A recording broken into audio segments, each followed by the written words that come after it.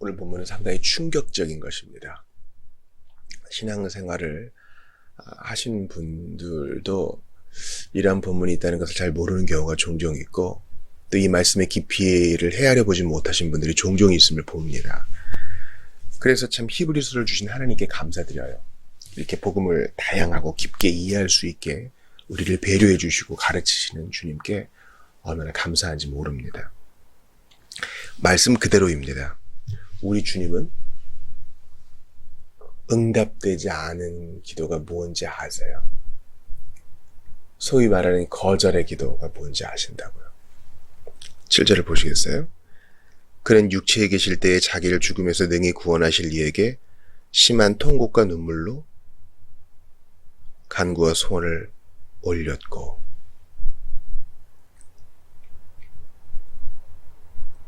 겟세마네의 기도죠.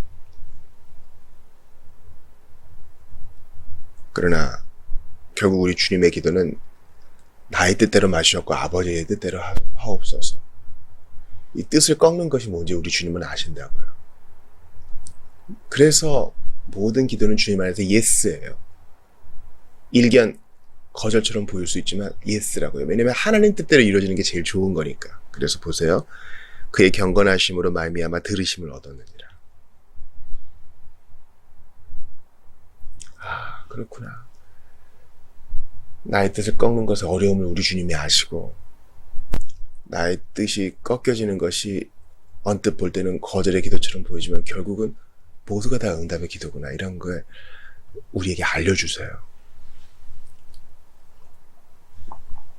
8절도 보세요. 그가 아들이시면서도 받으신 고난을 순종을 배워서. 여러분, 예수님은 하나님이세요.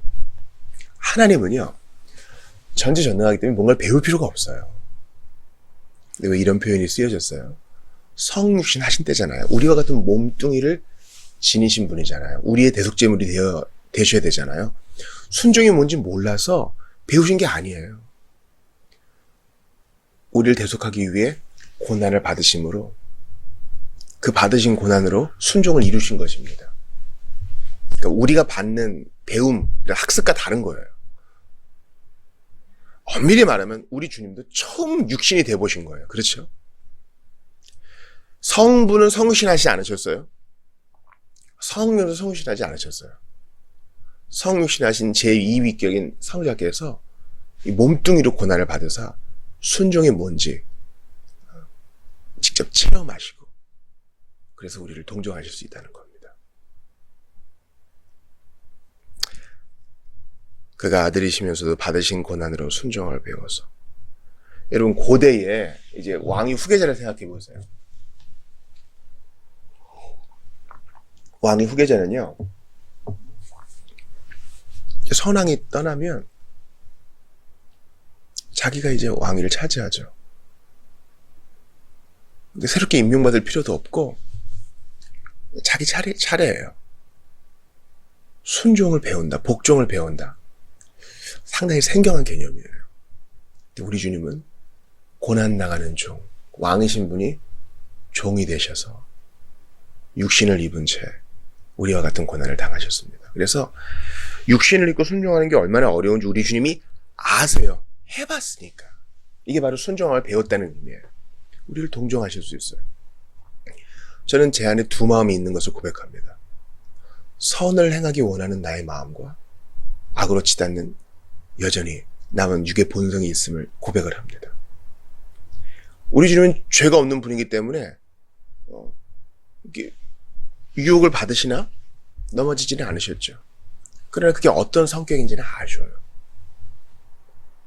그 답답함, 눈물과 통곡이라고 나오잖아요. 본문에.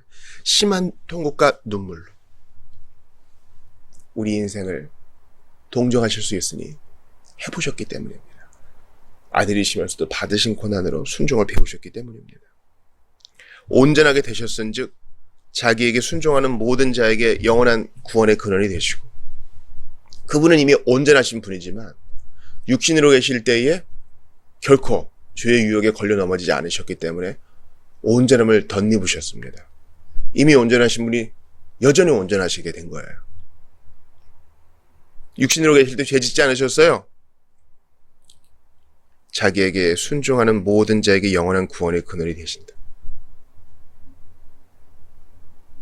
보세요. 예수님은요, 그분의 그 능동적, 수동적 순종에 대해서 여러 가지 논쟁이 있으나 이것은 분명한 구분이 돼요. 십자가의 희생만이 아니에요, 여러분. 예수님의 어떤 수동적인 순종은요, 십자가의 희생을 말하는데 그것만 주님이 우리에게 베푸신 게 아니라 육신으로 계실 때 율법을 온전히 순종하셨다는 거예요. 모든 유혹을 끊어내시고 이 몸뚱이로 순종을 배우셨다는 겁니다. 그래서 우리를 능히 구원하실 수 있어요. 죄 용서만 하실 뿐만 아니라 예수 안에서 예수님처럼 율법을 다 지킨 자로 여김받게 되는 것은 그분의 순종 때문이에요. 하나님이신 그분이 육신의 부모에게 순종해요. 그분이 다 가르치셔야 되는데 배운다고요. 놀라운 신비예요. 하나님께 멜기세덱의 반차를 따른 대제사장이라 칭하심을 받으셨느니라. 이미 우리 주님은 대제사장이세요. 그러나 육신으로 계실 때 고난을 배우셨고 온전하게 되셨기 때문에 우리를 위한 영원한 대제사장이라 임명받으시는 거예요. 확고하게 그렇게 서 계신 거예요. 제가 이 설교를 준비하면서 가슴에 와닿는 문장이 있어 소개합니다. 존 브루스라는 분이 이런 말을 했어요. 창조를 통해 주님은 인간을 자신과 닮은 존재를 만드셨다. 그죠? 창조하실 때 당신의 형상과 모양대로 우리를 만드셨죠. 그러나 구속을 통해 그는 자신이 인간처럼 되셨다. 구속을 통해서는 바꾸셨어요. 창조를 통해는 자신의 형상과 모양대로 인간을 만드셨고 구속을 위해서는 자신이 인간처럼 되신 겁니다. 연약함에 빠져보신 거예요. 어제 주일 설교가 레위기 10장이었잖아요. 나답과 아비후. 설교를 준비하면 제가 얼마나 고통스러운지 몰라요. 나는 나답과 아비후 같거든요. 나는 하나님 앞에 온전한 불만 드렸다고 감히 얘기할 수는 없어요. 내 꼴을 내가 아니까요. 나는 홈리와 비나스 같아요. 가장 고상한 일로 가장 되게 망측한 죄를 지었으니까요. 나는 아나니아와 삽비라 같아요. 드렸다고 하지만 위선으로 덮여 있었으니까요. 나는 성찬을 더럽힌 고린도 교인과 같아요.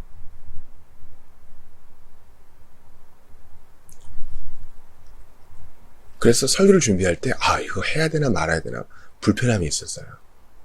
성도들이 각각 나름대로 은혜를 받았고 깨달음을 얻었으리라 믿습니다. 근데 이제 오늘 본문이 우리에게 위로를 줘요. 나에게 위로를 줘요.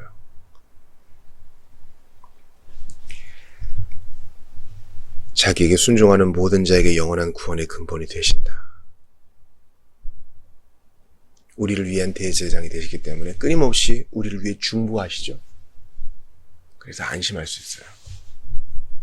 부족함을 가리움 받을 수 있어요. 주님이 우리 편이세요.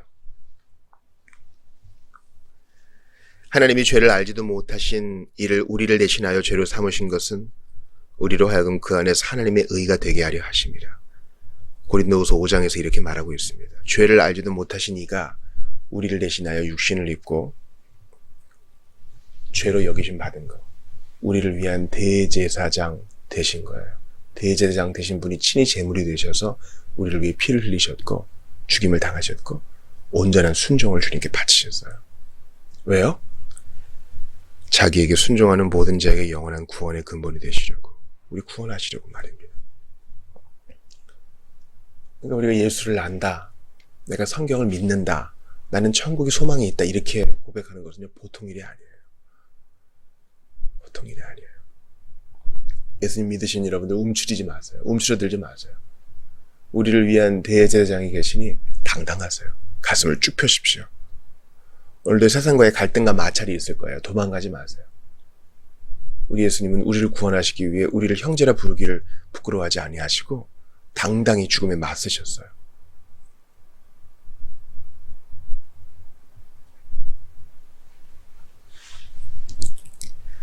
우리 주님의 기도를 들어보세요. 내 마음이 매우 고민하여 죽게 되었다.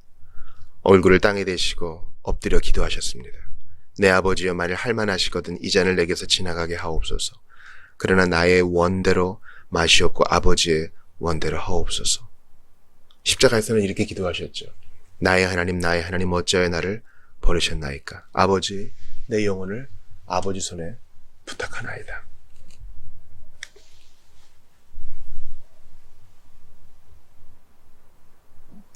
예수님이 이렇게 하신 이유는 요한복음 17장 19절에 나와 있습니다. 그들을 위하여 내가 나를 거룩하게 하오니 이는 그들도 진리로 거룩함을 얻게 하려 함이니이다. 자신을 거룩하게 구별하여 산재물로 바치신 예수께서 그렇게 하신 이유는 우리를 거룩하게 하시려고, 구원하시려고, 하나님의 자녀 삼으시려고, 우리를 형제 삼으시려고 그렇게 하신 겁니다. 그러니까 우리에게 있는 대제사장 때문에 우리는 든든해요. 우리 편이 있고 우리 빽이 있다고요. 눈물과 통곡으로 우리를 위해 간구하시고 그 십자가 형벌을 당하신 예수님을 묵상할수록 생수가 솟아납니다. 새로운 깨달음이 솟아납니다. 부끄러움과 자격 없음과 숨고 싶은 마음은 사라지고 당당히 하나님 앞에 설 수 있게 되는 것입니다.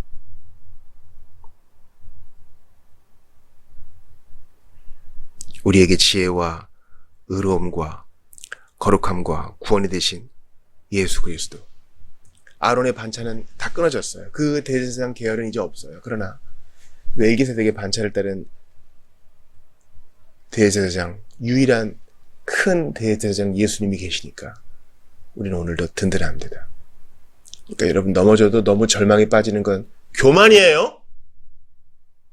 그분이 중보하시는데 마치 그분이 안 계시는 것처럼 절망하고 그분이 중보가 없는 것처럼 좌절하고. 여러분, 사람은요 아주 사특해가지고 나는 부족해 하면서 교만에 빠질 수도 있어요. 뭐 겉으로만 뻐기는 게 교만이 아니에요. 우리에게 있는 대제사장이 있으니 가슴 펴세요.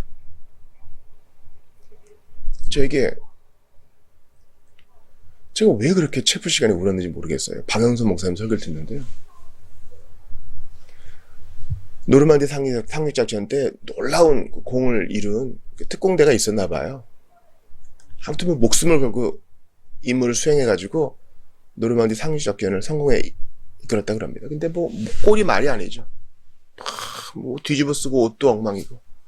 사령관이 그들 앞에 딱 섰습니다. 그들은 뭐 기뻐가지고 해벌죽하고 있었겠죠. 그때 사령관이 한 말이 뭔지 아십니까? 옷 똑바로 입어. 자세 똑바로 해. 너네가 거지냐? 이런 거예요. 어느 순간에도 내가 자유를 위해 싸우고 있다는 군인의 신분임을 잊지 말아라. 이런 것이죠.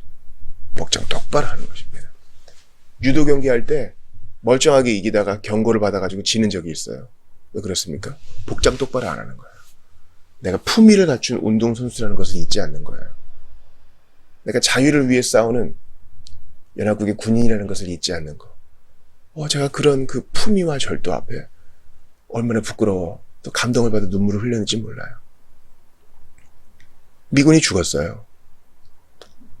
그 관을 작전 지역에서 이제 잘 해가지고 시신을 가족들에게 전달하는 일을 맡은 장교가 있습니다.